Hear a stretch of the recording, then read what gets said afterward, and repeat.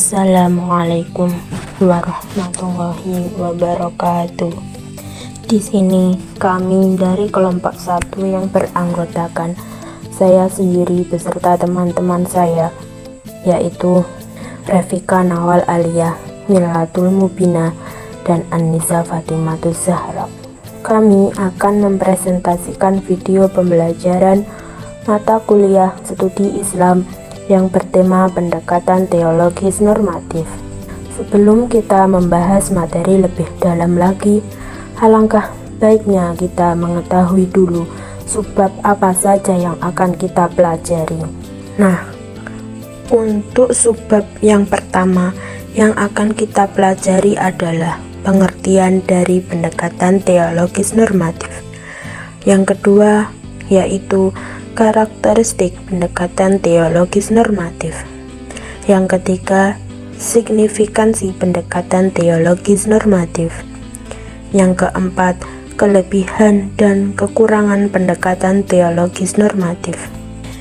Dan yang terakhir adalah implementasi pendekatan teologis normatif di Indonesia. Langsung saja kita masuk materi yang pertama, yaitu apa itu teologi? Secara bahasa, teologi terdiri dari dua kata, yaitu theos yang berarti Tuhan dan logos yang berarti ilmu. Kedua kata ini kemudian bergabung menjadi teologi yang berarti ilmu ketuhanan. Sedangkan secara istilah, teologi adalah ilmu yang membahas tentang ketuhanan dan segala hal yang berkaitan dengan nilai-nilai ketuhanan. Lebih jelasnya, pendekatan teologis adalah memahami Islam melalui ilmu-ilmu ketuhanan atau tentang Tuhan atau ketuhanan itu sendiri. Sesungguhnya istilah ini bukan berasal dari budaya Islam atau akar dari Islam, akan tetapi berasal dari budaya Kristiani. Tapi dalam dunia Islam ada istilah lain, yaitu ilmu kalam, ilmu yang membahas tentang kalam-kalam Allah. Pokok dari pendekatan teologi ini adalah tentang Tuhan dan segala hal yang berkaitan dengan Tuhan. Berarti maksud teologi ini adalah bagaimana cara kita menghadirkan Tuhan di dalam diri kita, manusia setiap hari, bagaimana menghadirkan di dalam pikiran, jiwa, dan gerak langkah kita sebagai manusia setiap hari selama 24 jam. Misalkan Tuhan itu hadir dalam kehidupan kita, hidup itu pasti mendapatkan kesenangan, ketidakkesenangan, musibah, dan lain sebagainya. Contoh, ketika kita mendengar orang ada yang meninggal, kita pasti mengucapkan innalillahi wa inna ilaihi raji'un. Itu telah menunjukkan kalau Tuhan itu hadir di dalam jiwa kita. Contoh lain misalnya, kita melihat keindahan alam, kita pasti mengucapkan subhanallah, maha suci Allah, dan sebagainya. Itu adalah sudah menunjukkan kita bahwa sudah mendekati ajaran Islam melalui teologi atau ilmu kalam. Seperti kita yang bangun dari tidur dengan membaca doa setelah tidur, yaitu Alhamdulillahilladzi ahyana ba'dama amatana wa ilaihin nusur. Begitupun ketika kita masuk atau keluar kamar mandi, atau ketika kita mau masuk atau keluar rumah, kita pasti mengucapkan doa. Oleh karena itu, pendekatan ini secara keseluruhan adalah orang ingin menghadirkan Tuhan di dalam aspek kehidupannya dan ingin Tuhan hadir di dalam dirinya. Pendekatan ini juga mendorong kepada kita bahwa hidup kita dimotori oleh Tuhan dan diciptakan oleh Tuhan, serta Tuhan haruslah disembah. Lalu, apa pengertian normatif itu? Normatif adalah upaya manusia untuk selalu berada dalam norma dan prinsip yang berlaku di masyarakat.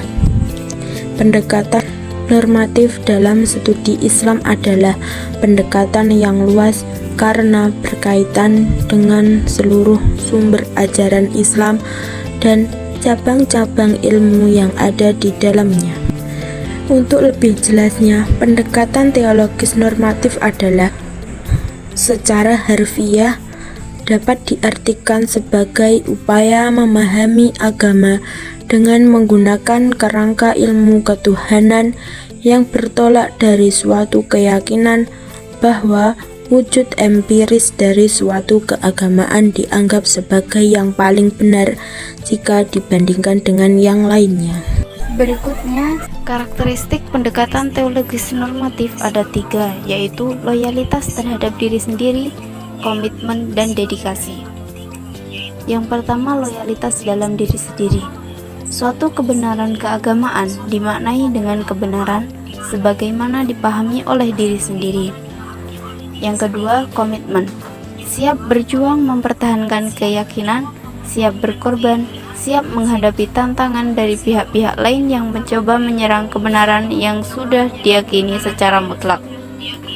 Yang ketiga, dedikasi. Diwujudkan dalam suatu bentuk ketaatan terhadap ritual keagamaan, antusiasme menjalankan keyakinan dan menyebarkannya, kerelaan untuk berkorban demi mengembangkan keyakinan, dan sebagainya. Berikutnya, signifikasi pendekatan teologis normatif. Dari pemikiran pendekatan teologis normatif tadi, dapat diketahui bahwa pendekatan teologis dalam pemahaman keagamaan adalah pendekatan yang menekankan pada bentuk formal atau simbol-simbol keagamaan, yang masing-masing bentuk formal atau simbol-simbol keagamaan tersebut mengklaim dirinya sebagai yang paling benar, sedangkan pemahaman yang lainnya dianggap salah. Pendekatan normatif dapat diartikan sebagai studi Islam yang memandang masalah dari sudut legal formal atau dari segi normatifnya. Dengan kata lain, pendekatan normatif lebih melihat studi Islam dari apa yang tertera dalam teks Al-Quran dan hadis. Pendekatan normatif dapat juga dikatakan pendekatan yang bersifat domain keimanan, tanpa melakukan kritis kesejarahan atas nalar lokal dan nalar zaman yang berkembang, serta tidak memperhatikan konteks kesejarahan Al-Quran. Pendekatan ini mengasumsikan seluruh ajaran Islam, baik yang terdapat dalam Al-Quran, hadis maupun ijtihad, sebagai suatu kebenaran yang harus diterima saja dan tidak boleh diganggu-gugat lagi. Selanjutnya yaitu mengenai tentang kelebihan dari pendekatan teologis normatif. Kelebihan dari pendekatan teologis normatif adalah melalui pendekatan ini seorang akan memiliki sikap mencintai dalam beragama, yakni berpegang teguh kepada agama yang diyakininya sebagai yang benar tanpa memandang dan meremehkan agama lain. Selanjutnya yaitu kekurangan pendekatan teologis normatif. Berikut ini kekurangan-kekurangan yang ada dalam pendekatan normatif, diantaranya sebagai berikut. A. Bersifat eksklusif. B. Dogmatif. C. Tidak mau mengakui kebenaran agama lain. Yang terakhir yaitu materi mengenai implementasi dari pendekatan teologis dan normatif pada studi Islam yang ada di Indonesia. Pendekatan teologis normatif ini merupakan suatu hal yang penting untuk kita pahami, dikarenakan setiap agama pasti memiliki sikap-sikap keberagamannya sendiri, di mana semua mengklaim bahwa agama yang dianutnya dan diyakininya adalah agama yang paling benar. Adanya keberagaman ini memiliki suatu tujuan. Yang pertama yaitu toleransi dalam beragama.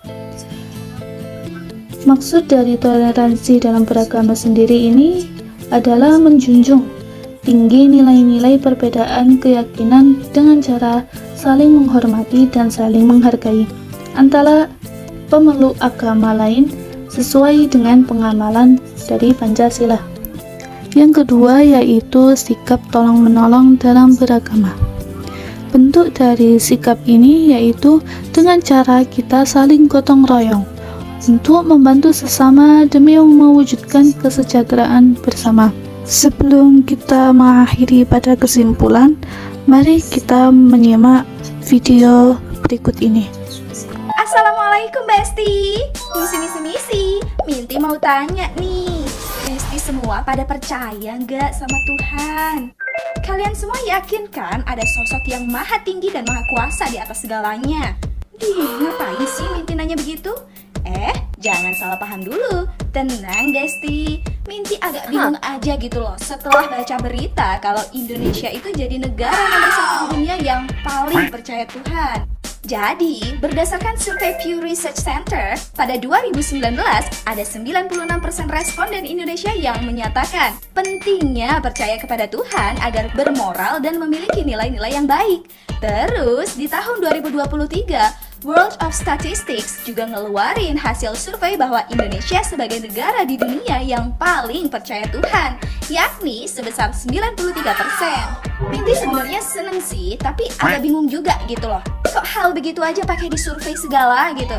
Ini kagak ada kerjaan, apa kurang topik aja nih buat survei? Bukannya emang harusnya tiap orang itu percaya Tuhan ya? Tapi ngapain juga sekarang banyak orang ateis? Besti, it is normal when someone itu nanyain siapa Tuhannya. Dia ngerasa bahwa dia lemah dan terbatas, ngerasa butuh bersandar pada sesuatu yang lain yang lebih kuat daripada dirinya. Because people zaman dulu, zaman now, ataupun zaman future dianugerahi naluri untuk menyembah sesuatu atau istilah lainnya adalah ghoriza tadayun. Adanya naluri inilah yang bikin manusia itu butuh pada Tuhan. Dan for your information, sampai kapanpun selama kita ini adalah human, naluri itu nggak bisa dihilangin sama sekali ya Besti.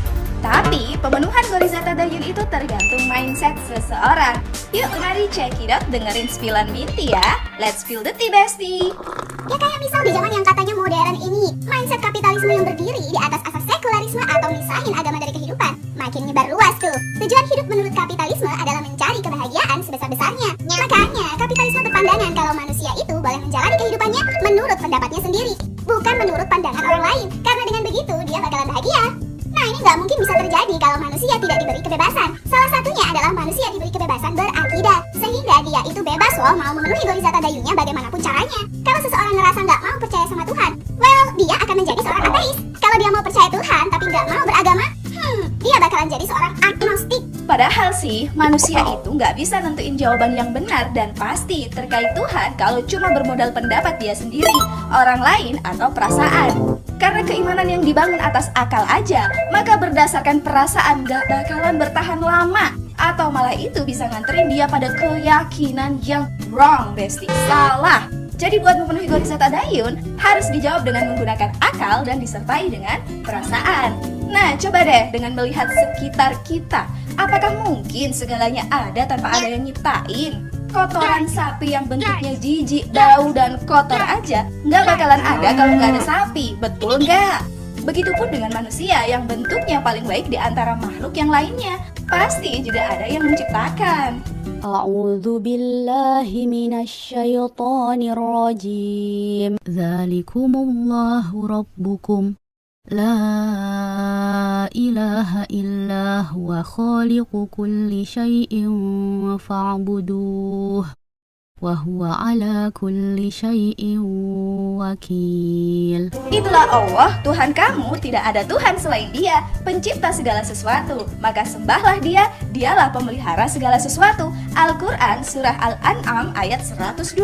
A'udzu billahi minasyaitonir rajim. Wa ma khalaqtul jinna wal insa illa liya'budun. Aku tidak menciptakan jin dan manusia melainkan agar mereka beribadah kepadaku. Al-Quran Surat Az-Zariyat ayat 56. Nah, Islam udah menjawab tuh bahwa sebenarnya kita semua ini diciptakan oleh Allah yang Maha Esa. Dan tujuan hidup kita di dunia ini adalah untuk beribadah kepadanya. Makanya, Islam itu nggak kenal tuh Besti hidup serba bebas seperti orang kapitalis sekuler. Hidup itu harus terikat kepada hukum Allah.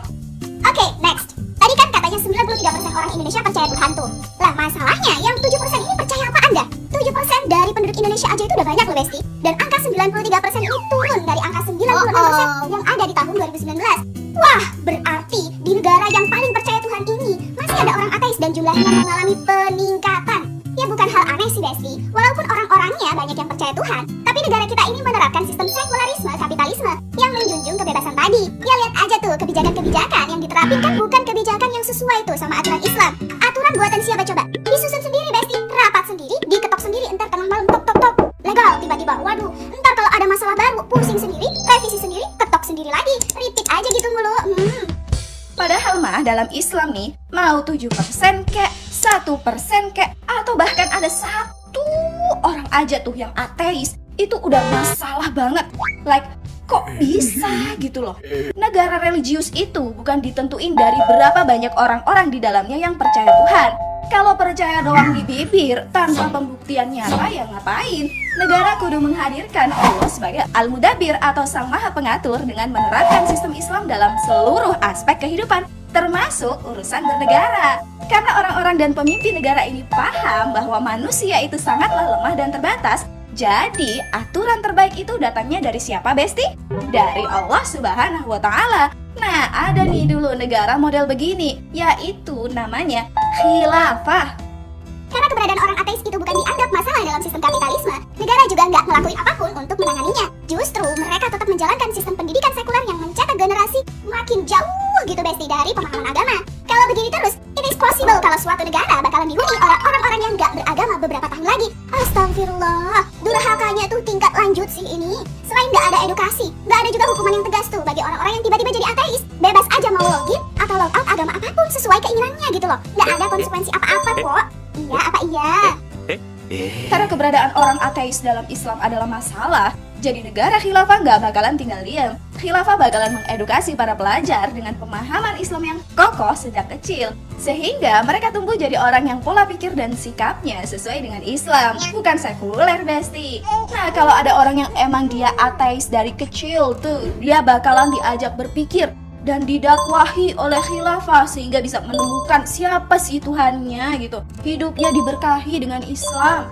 Nah, kalau ada orang yang dulunya beragama, kemudian dia murtad dengan jadi ateis atau agnostik atau apapun itu, maka khilafah bakalan mengajaknya berdiskusi dan didakwahi. Kalau selama batas waktu yang ditentukan, dia masih tetap pada pilihannya, yakni murtad, dia bakalan dikenai sanksi sebagai orang murtad, yaitu diperangi atau dihukum mati. Nah Besti, udah paham kan sekarang?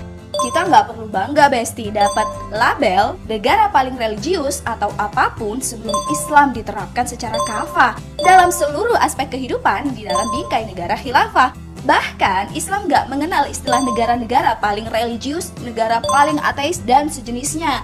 Nah makanya kita kudu belajar dan mendakwahkan Islam kafah bersama kelompok dakwah Islam ideologis, biar nggak terjebak tuh sama label-label nggak jelas dan fokus dalam menjalankan misi kehidupan hakiki di dunia ini. Apa itu? Yaitu pahami agamamu, bangga berislam kafah. Dari keseluruhan pemaparan yang telah kita sampaikan tadi, maka dapat disimpulkan bahwa yang pertama, pendekatan teologis normatif merupakan studi terhadap ajaran Islam dari sudut normatifnya, menggunakan disiplin ilmu teologi sebagai pendekatan studinya. Yang kedua yaitu, pendekatan ini bersifat eksklusif dan dogmatif, sehingga seseorang yang berpegang pada pendekatan ini akan memiliki kecintaan dan loyalitas yang kuat terhadap agamanya, serta berpegang teguh pada tuntutan agama dan memiliki sikap kehati-hatian. Yang terakhir yaitu toleransi dalam beragama dan sikap tolong-menolong dalam beragama adalah sebuah implementasi dari pendekatan teologis normatif yang ada di Indonesia. Sekian video pembelajaran dari kelompok kami hari ini. Semoga bermanfaat. Wassalamualaikum warahmatullahi wabarakatuh.